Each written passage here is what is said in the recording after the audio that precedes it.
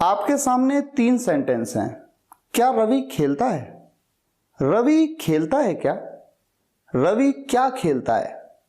अगर आप इन तीनों सेंटेंसेस को इंग्लिश में बोलें या लिखें तो किन किन सेंटेंसेस में व्हाट का यूज होगा?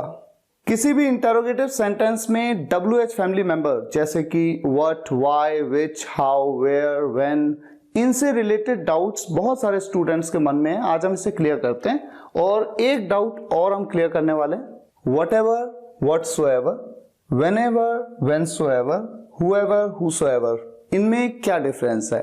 बहुत ही सिंपल सा कॉन्सेप्ट है। जब हम बात करते हैं कि व्हाट का यूज इंटरोगेटिव सेंटेंस में होना है या नहीं, तो बस एक काम आपको करना है। आपको ये सोचना है कि जो इंटरोगेटिव सेंटेंस पूछा गया है, जो क्वेश्चन जो पूछा गया है, उसका आंसर आप यस या नो में दे सकते हैं या नहीं दे सकते। मेरा कहने का क्या मतलब है? देखिए 3 एग्जाम्पल मैंने आपके सामने रखे थे। पहला एग्जाम्पल, क्या रवि खेलता है? इस क्वेश्चन का आंसर आप यस या नो में दे सकते हैं। आप कह सकते हैं यस या आप कह सकते हैं नो, हां या ना। तो बात क्लियर है। क्या रवि खेलता है? आपने कहा हां तो इसका मतलब खेलता है, आपने कहा नहीं तो इसका मतलब नहीं खेलता। इसी तरह से दूसरे क्वेश्चन में रवि खेलता है क्या? यहां पर भी बात तो बिल्कुल सेम है, बस क्या की प्लेसमेंट बदल गई है। पहले मैं शुरुआत में बोला, यहां पर सेंटेंस के एंड में है, लेकिन इस क्वेश्चन का आंसर भी आप यस या नो में दे सकते हैं।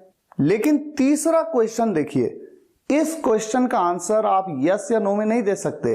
अगर मैं आपसे पूछूं रवि क्या खेलता है, तो आपको बताना होगा क्या खेलता है। फुटबॉल खेलता है, क्रिकेट खेलता है। आप सिर्फ इतना कह देंगे हां या आप कह देंगे ना, तो इतने से काम नहीं चलेगा।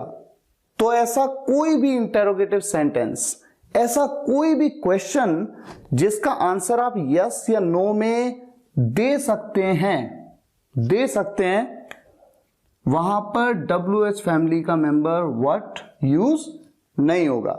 और अगर आप नहीं दे सकते, आपको बताना पड़ेगा कि वो क्या खेलता है, ऐसे में आप व्हाट का यूज करेंगे।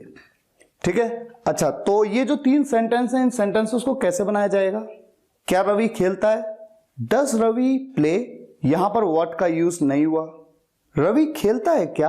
बात तो एक ही है, यहां पर भी क्वेश्चन सेम बनेगा, डज रवि प्ले। लेकिन तीसरे क्वेश्चन में रवि क्या खेलता है, इस क्वेश्चन का आंसर आप यस या नो में नहीं दे सकते, इसलिए व्हाट का यूज जरूर होगा। What does Ravi play? इसी तरह का एक एग्जांपल लेते हैं। मान लीजिए मैं आपसे पूछूं क्या आप ऑफिस जा रहे हैं? क्या आप ऑफिस जा रहे हैं?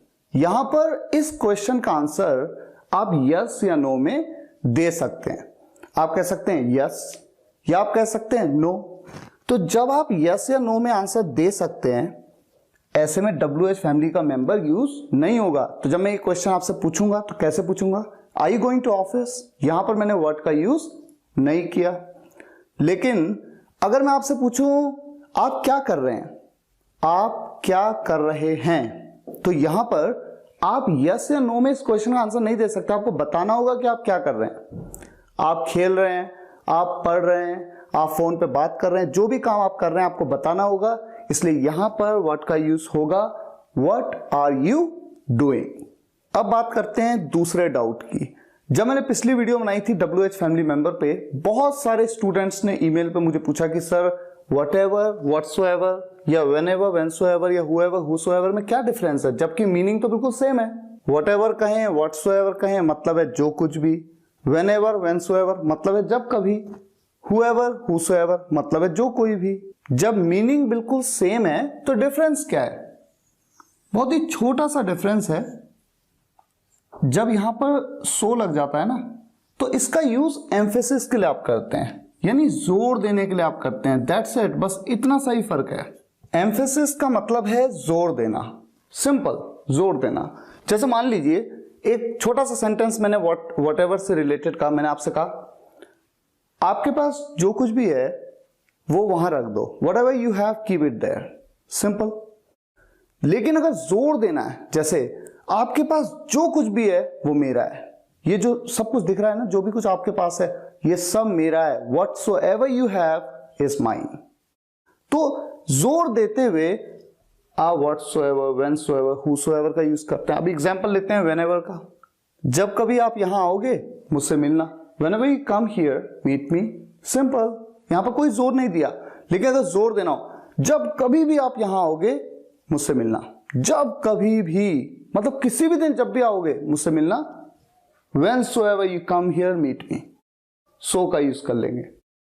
ठीक इसी तरह से whosoever, जो कोई भी, ये तो सिंपल है, जो भी यहां है यहां आ जाओ, जो भी या जो कोई भी, ठीक है, लेकिन ज्यादा जोर नहीं दिया और यहां पर जोर दिया, जो कोई भी वहां है यहां आ जाओ, whosoever is there come here।